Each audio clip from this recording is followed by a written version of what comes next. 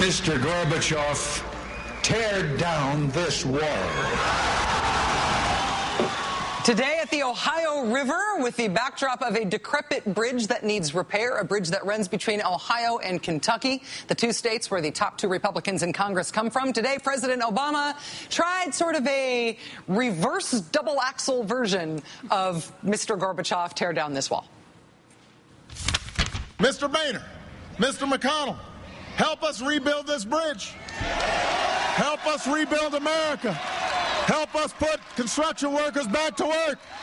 Pass this bill.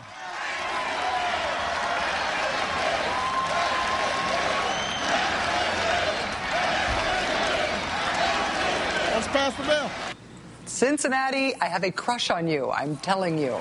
President Obama continuing his national barnstorming for his jobs bill today, symbolically putting the top Republicans in Congress on the spot for where he chose to give this speech today. And it's worth noting that for all the consternation in the Beltway press, in the pundit class, for President Obama being confrontational with Republicans about what it is he wants, for all the speculation that the president isn't really like this and he's just doing these sorts of speeches and taking this sort of tack on this issue because he's being forced to politically, for all of that Beltway noise, it is worth noting that when you see the president out on the speech giving these kind of speeches, he kind of seems to be enjoying himself these days.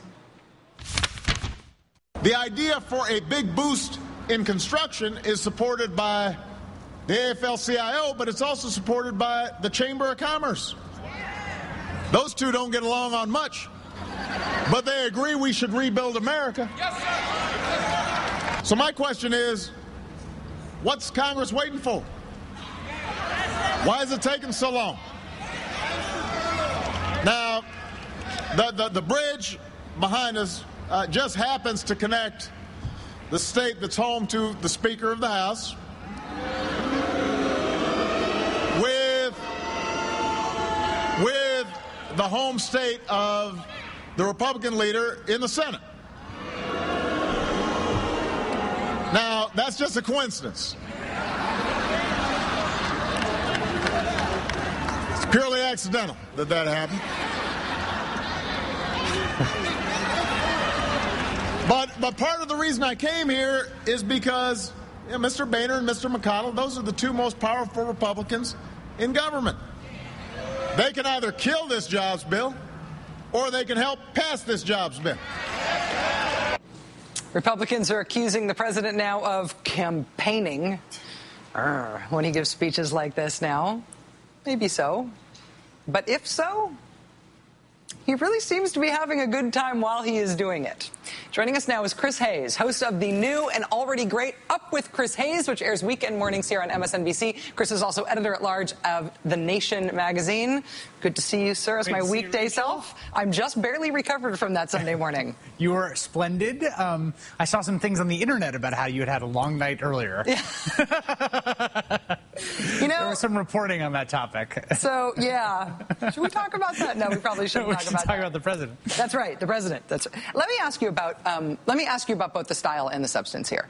I actually think that it is notable, even though I'm not sort of a body language expert pundit, I think it is notable that the president seems to be having a really good time, enjoying this, not shushing the crowd, for example, when they are booing the names McConnell and Boehner. And even when we have previously seen him campaign, it's the sort of thing where he'd say, now, don't boo, everybody be nice. He's not doing that anymore. That is a great observation, and I think that there's a tendency in commentary in politics to be what we would call in economics pro-cyclical, which is that when the president is doing poorly, everyone rushes to talk about how he's terrible and listless and has no leadership qualities, and the Ron Suskind book comes out saying the same, and everyone piles on, and then you forget, you get this weird induced amnesia. This is an extremely able, deft, confident, exceptional politician.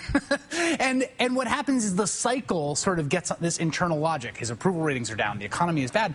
And everyone is like, well, what happened to, he's right there. I mean, that is a very good, able, amazingly powerful politician. And I think in some ways he has been not using his superpowers for a lot of his time in office. I think I don't know why, frankly. I'm not inside the president's head. I think it's a strategic choice about the best way to accomplish legislative ends was not to induce confrontation.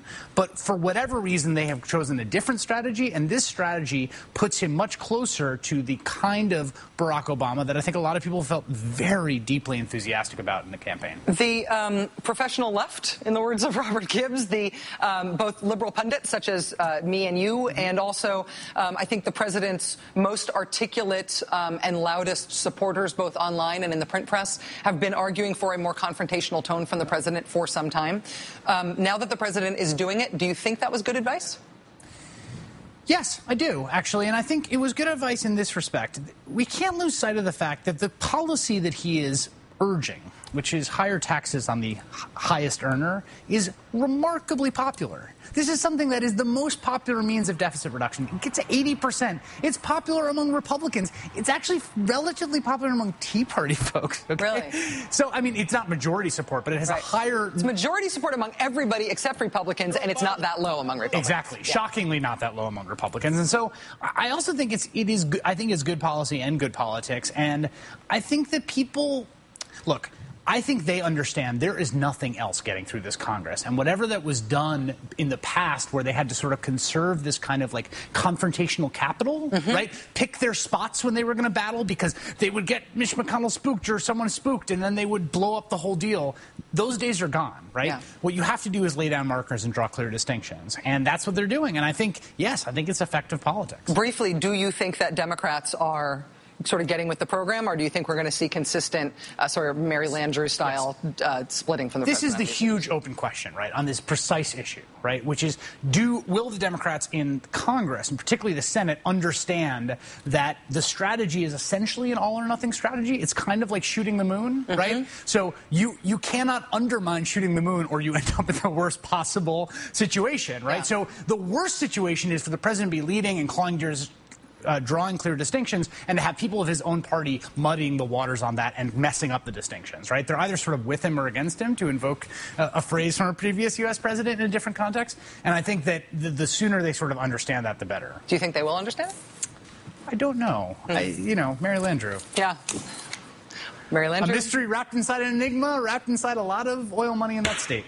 Mary Landrieu, you are welcome, very welcome on this show, as you have been for a very long time, if you want to talk about that or any other issues, for real.